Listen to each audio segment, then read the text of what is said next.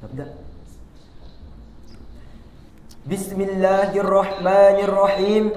السلام عليكم ورحمة الله وبركاته.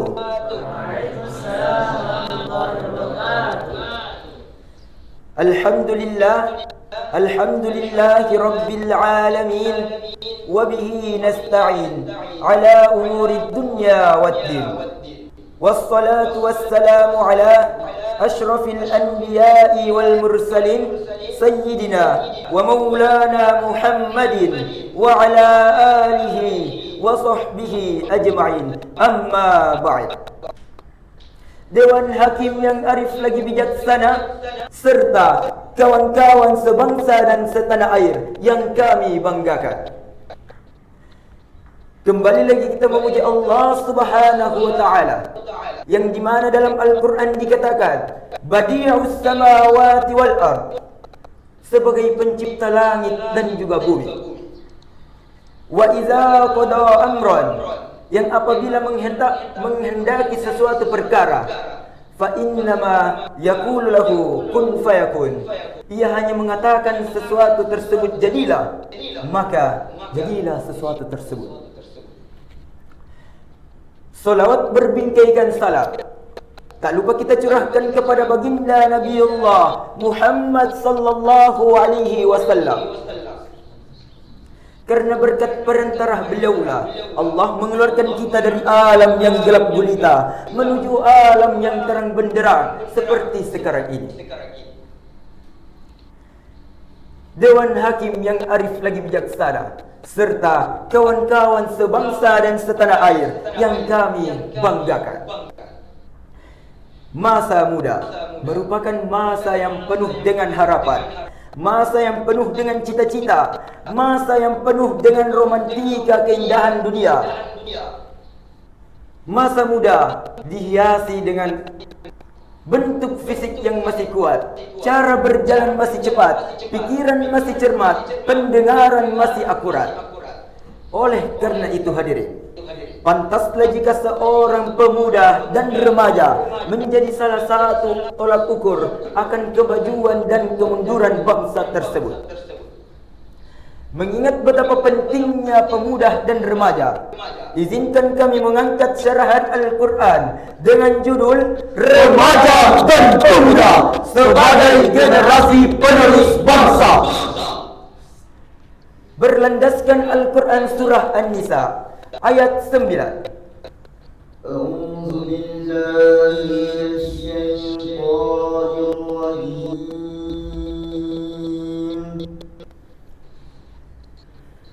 Bismillahirrahmanirrahim.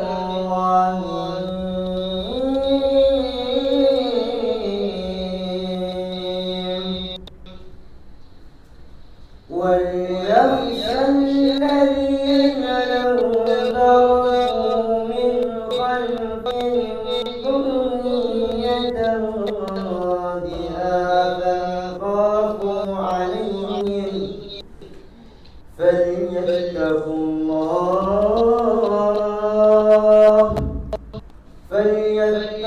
اللَّهَ وَلْيَقُولُوا قَوْلًا سَدِيدًا.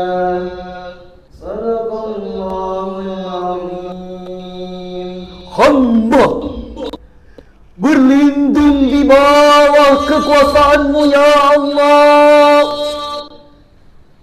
dari usikan setan yang terkutuk. Dengan menyebut asma-Mu ya Allah yang Maha Pengasih lagi Maha Penyayang, hendaklah takut kepada Allah mereka seandainya meninggalkan anak-anak yang lemah, dan mereka takut akan kesejahteraan mereka. Oleh karena itu diwajibkan kepada mereka bertawakal kepada Allah, dan diwajibkan mereka berkata benar kepada Allah. Maha benar Allah. Menurut ayat tersebut, Allah Subhanahu wa taala melarang kita untuk meninggalkan generasi yang lemah, baik dalam lemah fisik, lemah intelektual ataupun lemah ilmu, karena bisa menyebabkan suatu kemunduran bangsa. Profesor Dr. B.J. Habibie mengatakan setidaknya ada 5 faktor yang harus dihindari. Yang pertama adalah lemah ilmu. Yang kedua adalah lemah akal. Yang ketiga adalah lemah fisik. Yang keempat adalah lemah semangat hidup. Dan yang paling kita takutkan adalah lemah akhlak. Jika 5 hal ini melekat pada generasi-generasi bangsa kita, maka kami yakin mereka bukan sebagai pelopor pembangunan, melainkan sebagai Terus pembangunan, menghambat pembangunan, bahkan menghancur pembangunan. Akan tetapi hadirin, sejarah telah membuktikan sejak 1908 berbagai organisasi kepemudaan seperti Pelajar Persatuan Pelajar Stovia, Trikoro Darmo, Jong Islamenten Bon, bahkan yang kita mengenal sebagai Budi Utomo, pemuda yang karismatik. Mereka dijuluki sebagai The Grand Old Man. Bahkan julukan untuk Profesor Insinyur Soekarno adalah Stud Gibar, bahkan menjadi the founding father atau penggerak pembentuk yang membentuk kebangsaan negara Indonesia. Sejarah tersebut mengajarkan kepada kita selaku remaja dan pemuda, selaku penerus bangsa ini, agar mempunyai nilai juang yang tinggi, agar memiliki nilai tanggung jawab yang tinggi terhadap nusa dan bangsa ini, terhadap agama yang kita anuti saat ini. Sebab yang tidak istimewa semua pemuda hari ini adalah jago-jagonya pemimpin yang akan datang. Dewan Hakim yang arif lagi bijaksana, serta teman-teman yang kami banggakan. Oleh karena itu, selaku pemuda dan remaja, penerus bangsa ini, mari kita sisingkan tangan kita, langkahkan kaki kita ke depan untuk bekerja. Jika hal ini yang diaplikasikan oleh remaja dan pemuda kita selaku penerus bangsa ini, maka Allah akan menurunkan keberkahannya kepada negeri yang tercinta ini. Sebagaimana dalam kitab Zubat At-Tafsir min Fathil Qadir, Dr. Sulaiman Al-Asqari mengatakan bahwasanya i'malu ma syi'tum, bekerjalah sesuai skill kalian. Setidaknya ada 5 olah yang harus kita miliki. Yang pertama adalah olah rasa agar iman semakin melekat. Yang kedua adalah olah rasio agar ilmu semakin meningkat. Yang ketiga adalah olah raga agar jasmani kuat. Dan yang keempat adalah olah usaha agar perekonomian semakin kuat. Dan yang terakhir adalah olah pemikiran agar produktivitas semakin meningkat. Jika semua telah dilaksanakan hadirin, maka bangsa Indonesia akan menjadi kuat, hebat, dan bermartabat. Sepakat?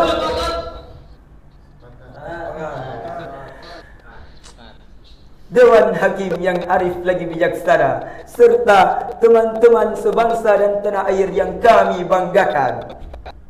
Cukup sekian yang kami sampaikan. Bugis Toraja Anggena mendunte Makassar Indemi kupabatu alengam mungasar. Terakhir, hidup sendiri tanpa kekasih. Cukup sekian dan terima kasih. Assalamualaikum warahmatullahi wabarakatuh.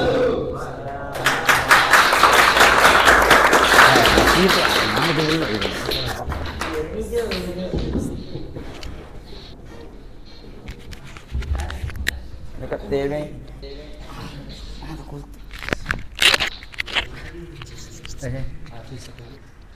Tes.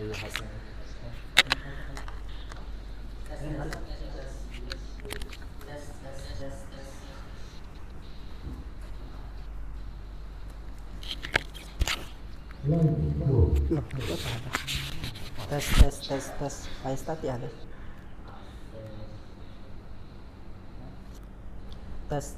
Tes. Di dunia ada ya. Oh. Ya, bismillahirrahmanirrahim. Assalamualaikum warahmatullahi wabarakatuh.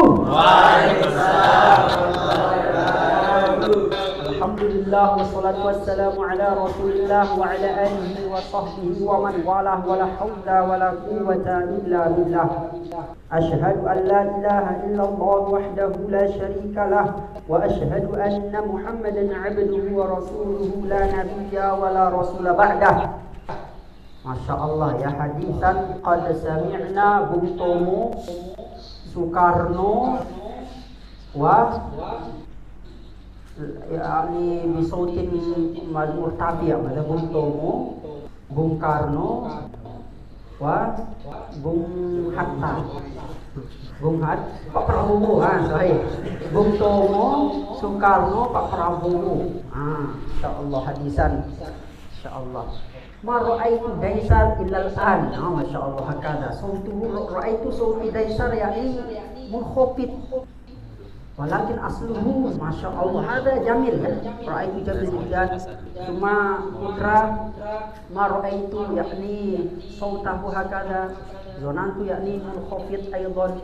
Walakin masyaallah.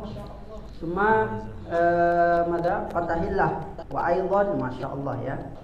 Antum masyaallah. Al-akhir masyaallah. Ya. Lakin hakada ya, daisar ya jamil jiddan al-mas'alah terjamah kemudian godan pun mutarjim.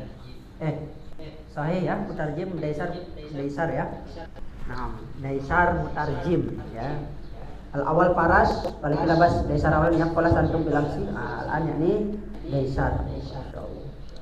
Dengan nama Allah ya. Jamil ya. Putra mada mazhab kutub al-amsi wa huwa mutarjim ya, mutarjim mada mutarjim min raisul jalsah. Hakada ya. Alhamdulillah bilughah Indonesia liki antum tafham fahman jayidan ya. Alhamdulillah. Sebenarnya ini bukan mauizah hasanah ya, karena mauizah hasanah itu udah bosan ya. Ustaz mauizah hasanah setiap hari, tadi aja mauizah hasanah. Sekarang mauizah hasanah kan. Ya, hari ini Ustaz pengen jelaskan dalam artian itu gimana Mahatafis Bukaka, bagaimana Mahatafis Bukaka berdiri, sejarahnya dulu ya. Karena jas merah, jangan melupakan sejarah ya. Karena sejarah itu adalah pelajaran yang sangat berharga. Makanya sepertiga isi Al-Quran itu berkaitan tentang sejarah. Sepertiga Al-Quran itu sejarah ya. Jadi kalau bilang apa itu sejarah masa lalu, ngapain bahas masa lalu? Lah Al-Quran bahas Korun ya, bahas Fir'aun, apa pentingnya? Sebagai pelajaran ya, kita bahas sejarah itu sebagai pelajaran. Tapi ini kita bahas sejarah bagaimana Bukaka. Bukaka sudah umurnya sebenarnya udah 3 tahun ya. Berdiri tahun 8 tanggal 8 Mei 2023 setelah pandemi menyerang. Setelah pandemi menyerang, Bukaka berdiri tanggal 8 Mei 2023. Ustaz ingat sekali. Ketika itu kita berdua saja sebagai musyrif. Ustaz Haris, Abdul Aziz, hafizahullah, dan Ustaz ketika itu. Ya, ketika itu Masya Allah ya, tempat kita sederhana sekali. Dalam artian Bukaka ya, dalam artian Bukaka sederhana sekali ya. Kalau mungkin seharian pondok lain ya nggak tahu sederhana deh. Tapi kalian sederhana, kemudian banyak kekurangan dalam artian itu nggak ada namanya live streaming. Iya, nggak ada itu namanya live streaming, apalagi namanya yang lainnya. Ya programnya itu ngalir saja. 8 Mei tahun 2023. Nggak terasa ya, nggak terasa sudah 8 Mei 2026. Kita nggak tahu ke depannya, udah nggak terasa peringatan Milad Mata Hizbuk Kakak yang ke-10. Nah, 2033 jadinya kan. Tiba-tiba habis kesini reuni bawa anak, kan kita nggak tahu. Pakai mobil ini, mobil dinas, Pajero. Kita nggak tahu sowir kesini pakai jas. Ustaz, saya pengen nyumbang, saya bingung uang saya mau pakai apa. Nah, kita nggak tahu. Ternyata dia saudagar bunga. Ya, saudagar bunga. Kita nggak tahu nanti milad ke-10-nya, ya, Fatahillah sudah mendirikan sekolah tinggi. Jadi kita kerja kesini, dia ustaz. Kita pengen kerjasama sama pondoknya ustaz. Loh, kerjasama apa? Saya udah membuat Mahat Ali. Nah, Mahat tinggi juga, University of Palopo. Nah, disingkat UPO. Universitas of Palopo. Ya, jadi kita sekolahnya itu keluar angkasa, ya, yaitu UPO. Kerjasama Ustadz. Kita nggak tahu. Kita nggak tahu Daisar nanti jadi penerjemah jadi yang tukang ini mutarjim ya. Tiba-tiba Ustadz ke Istiqlal, tiba-tiba dibacakan Al-Quran oleh Syekh Sudais misalnya, yang akan diterjemahkan oleh Imam Daisar. Nah, siapa itu Imam Daisar? Ternyata setelah dilihat-lihat kayak kenal ini. Ternyata jalannya tuh kayak orang yang pernah main bola yang ternyata benar. Ternyata itu adalah Daisar, Dr. Daisar MPD. Oh, Masya Allah. Jadi orang sama Daisar itu nggak bisa, ini harus cium tangan, dan seterusnya. Masya Allah, pakai imamahnya tebal. Kita nggak tahu 10 tahun ke depan. Tiba-tiba Paras pulang ke Medan, ya, ngambil saudagar besi.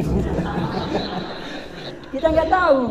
Maksudnya besi lah, Bukaka ini juga bergerak dalam masalah besi, baja, besi dan seterusnya. Kita nggak tahu. Di Medan ya ada cabang Bukaka juga di sana. Tapi masalah pabrik ya di Medan. Kita nggak tahu sana tiba-tiba Paras jadi ininya, manajernya. Ya, kita nggak tahu. 10 tahun kita nggak tahu.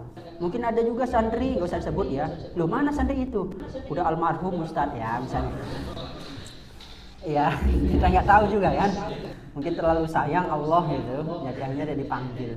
Tiba-tiba kahfi kita nggak tahu. Ustaz sekarang lihat kahfi itu kayak gini, tiba-tiba besok udah begini. Udah tinggi banget kahfinya. Ya, sekolahnya di mana? Di UIM. Kita nggak tahu. Ihsan tiba-tiba ke sini tetap pakai Vespanya, Masya Allah. Bersama istri ke sini kan? Ya, kita nggak tahu. Logonya Manchester City lagi.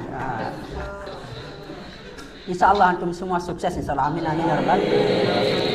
Tapi sukses paling utama itu selesaikan 30 juz. Nah, itu sukses paling utama. Padahal secara penglihatan kacamata akhirat, mana orang lebih sukses? 30 juz sekali duduk atau punya rumah 15? Loh, rumah 15 siapa yang bilang? 30 juz. Bahkan Sayyidina Ali mengatakan, siap man za'ama syai'an afdalu minal Qur'ani faqad istahza'a. Siapa saja yang mengatakan bahwasanya ada yang lebih afdal, lebih baik kesuksesan dibanding orang sukses Al-Quran, maka dia telah menghina Al-Quran. Dia telah menghina Al-Quran. Seolah-olah itu ada Quran ditaruh di bawah, habis itu ditumpuk. Seperti itu. Ya. Jadi kesuksesan santri yang pertama di sini itu selesaikan Al-Quran. Ustaz, saya pengen kuliah. Kak, cari kuliah yang ada Qurannya. Al-Wafa contohnya. Nah. Ustaz, saya pengen jadi pembisnis, Ustaz. Jadi pembisnis, buat toko, sambil nunggu toko murojaah Al-Quran. Jangan sambil nunggu toko, lain yang dibaca, lainnya ditonton, lainnya ini murojaah Al-Quran. Ustaz, saya pengen jadi pilot. Ya sambil nerbangin pilot baca. Jatuh nanti ini. Ya, jadi apapun Quran itu enggak statis, dia dinamis. Dimanapun kita berada, dia akan bisa menemani. Ya, Ustaz, saya nggak mau jadi ustadz. Katanya Ustaz sekarang ini, saya pengen jadi apa misalnya? Jadi dokter. Apalagi jadi dokter. Iya. Gimana? jadi dokter ya, jadi dokter misalnya. Jadi dokter apalagi ya, itu sambil baca Quran, sambil menghafal Al-Quran. Insya Allah lagi operasi ngaji dia. Iya, sambil jahit orang ngaji, berkah dia. Berkah. Ya, jadi tidak ada ruginya. Jadi PR antum, cara antum sukses sekarang itu ya dengan menghafal Al-Quran dimanapun berada, bersama siapapun, dimanapun, kapanpun. Ya. Tapi Ustaz kan udah umurnya udah 25 Ustaz. Tidak juga sebagai batasan. Umur 50 juga bisa, umur 30 juga bisa, tidak ada alasan. Tapi Ustaz nggak masuk Qurannya Ustaz. Ya apalagi kalau nggak masuk, malah lebih banyak pahalanya. Ya, lebih banyak pahalanya. Maka nanti ketika kita wisuda, kita akan buat ikrar atau sumpah nanti ya. Hati-hati antum. Buat ikrar bersumpah, saya berjanji akan memurojaah Al-Quran sampai mati setiap hari bersama istri. Seperti itu ya, yang udah nikah, yang belum nikah bersama kawan-kawan sejati. Itu kita memurojaah Al-Quran harga mati.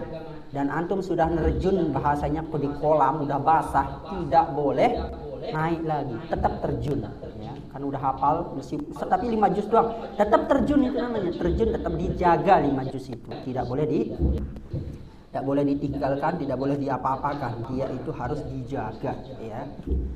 Jadi kita udah 3 tahun dan Masya Allah ya, 3 tahun sebuah pondok ya. Kita udah mempunyai berapa cabang jadinya? Bogor, Bekasi, Ampera, kemudian Luwu, Tercinta, kemudian Poso, kemudian Toraja, besok terakhir yang ke-7 ada di Jambi ya, di Tanah Kerinci, gunung tertinggi di Indonesia, Gunung Kerinci. Dan di sana dibangun pondok pesantren Bukaka ya. Makanya bagi antum misalnya Ustaz, saya kayaknya bosan di Luwu Ustaz, panas, nggak apa-apa, pindah ke Kerinci kan begitu. Tapi insya Allah nggak akan ada yang bosan di ini ya, di Luwu. Bosan antum keterlaluan ini yang bosan ya. Apa yang mau dibosankan? Ngaji, habis ngaji main bola. Habis main bola bahasa Arab. Kan itu nikmat, itu nikmat yang sangat luar biasa. Dan Ustaz katakan itu langka untuk menemukan pondok pesantren yang ada Al-Qur'annya plus bahasa Arab. Langka. Sekali lagi Ustaz kasih tahu, langka untuk menemukan pondok pesantren yang ada Al-Qur'annya, yang ada bahasa Arabnya, yang ada ilmu alatnya. Ya, ada ilmu alatnya, itu langka. Ada tapi langka. Bahkan kita di ini berbayar banyak untuk belajar bahasa Arab, lingkungan bahasa Arab. Malah kita menemukan lingkungan nggak pakai bahasa Arab. Di sini lingkungan kita, alhamdulillah ya. Kita katakan kita di sini di Luwu, tapi rasanya seperti berada di Tabuk. Ya. Di mana itu Tabuk? Di Arab. Ya. Rasanya kayak kita berada di Riyadh. Rasanya kita berada di Yanbu. Saya kenal aja Yanbu. Kemudian UEA, rasanya seperti kita berada di UEA ya, Uni Emirat Arab. Ya, jadi kita 3 tahun di sini untuk memperingati bahwasanya ya kita terus berjuang ya, berjuang dan kita nggak tahu nanti santri kita ya 10 tahun ke depan sudah menjadi orang yang sukses, kan ada kebanggaan ya. Pak Ustadz sekarang menjadi kiai besar itu kemarin sekolah di mana? Mahat Tahfiz Bukaka, kan Masya Allah ya, Mahat Tahfiz Bukaka. Di mana Mahat Tahfiz Bukaka itu? Ada di dalam BMS. Ya, berada di dalam pabrik. Makanya santri pusat itu buat channel namanya Santri Pabrik. Nah, kita buat di sini santri apa? Osaka udah ya. Ya buatlah channelnya, channel Osaka ya, seperti itu.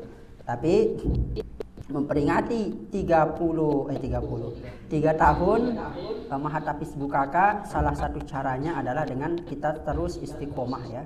Baik dari kita ya, asatidzah ke antum apalagi ya, kita istiqomah ya. Istiqomah karena kenikmatan yang besar diberikan oleh Allah ketika kita bersama dan Al-Qur'an. Ketika kita bersama di Al-Quran. Kapan antum merasakan kenikmatan yang antum dapatkan ini? Ketika antum sudah keluar dari sini, tidak pernah megang Al-Quran, tidak mau murojaah, udah pekerjaan yang lain, antum akan sedih dan akan mengingat momen-momen yang sekarang.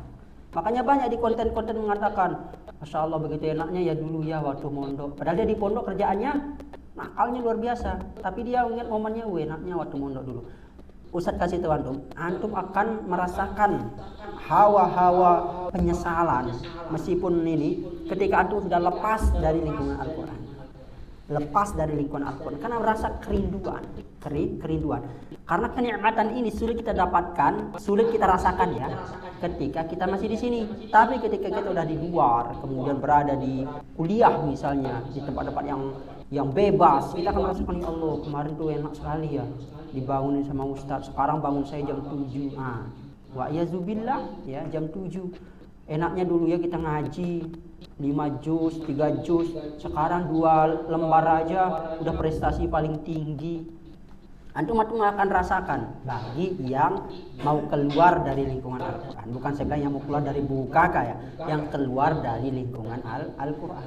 Juga antum akan merasakan kenikmatan lingkungan bahasa Arab. Kapan? Ketika antum berada di tempat atau di luar dari lingkungan bahasa Arab, antum akan merasakan, oh ternyata Masya Allah ya. Antum juga merasakan kenikmatan makan bergizi di sini. Ya, begitu.